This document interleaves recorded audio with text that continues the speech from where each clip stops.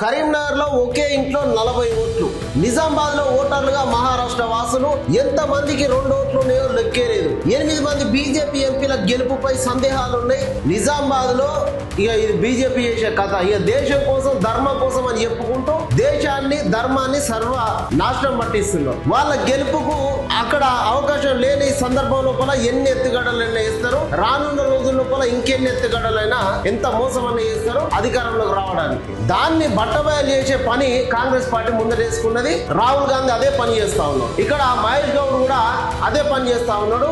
కరీంనగర్ లా ఒక్క ఇంట్లోనే 40 ఓట్లు ఉన్నాయట. ఈ రోజులలో ఉమ్మడి కుటుంబాలు ఉన్నాయా? ఉమ్మడి కుటుంబాలు ఒక 40 మంది ఒకే దగ్గర నివసించేటువంటి సందర్భం ఉన్నదా? ఆ పరిస్థితి ఉన్నదా? ఇక్కడ ఉంటది అంటే బీజేపీ పార్టీలు చేసేటువంటి ఎత్తుగడలలో ఉంటాయి. నిజామాబాద్ లో అట్లా ఎట్లా గెలుస్తున్నారు వీళ్ళు అంటే మహారాష్ట్రలో ఉండే పబ్లిక్ కు నిజామాబాద్ లో ఓట్లు ఉన్నాయట. 2 ఓట్లు ఆడ మహారాష్ట్ర ఎన్నికలలో ఓట్లు వేస్తారు, వాళ్ళు నిజామాబాద్ లో ఓట్లు ఇస్తారు. ఇట్లా ఎన్ని అకృత్యాలు చేయాలో అన్ని పనులు చేస్తా ఉన్నారు.